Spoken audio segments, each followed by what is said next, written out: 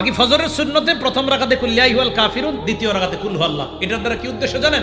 কুল ইয়া আইয়ুহাল কাফিরুনের মাধ্যমে প্রথম রাকাতে আপনি বুঝাইতেছেন আমি যত শিরিক সব বর্জন করলাম। দ্বিতীয় রাকাতে কুল হুয়াল্লাহ পড়ার মাধ্যমে বলতেছেন আমি আল্লাহর একত্ববাদ স্বীকার করে আমার দিন শুরু করলাম। আরেকটা আমল যদি পারেন, যদি সম্ভব হয়, এটা ওলামারা পারবে, আপনারা যদি পারেন আর কি, কোরআন শরীফ মুখস্থ সাধারণদের মধ্যে মুখস্থ করার একটা আয়াত মুখস্থ করতে পারবেন না ইনশাল্লাহ?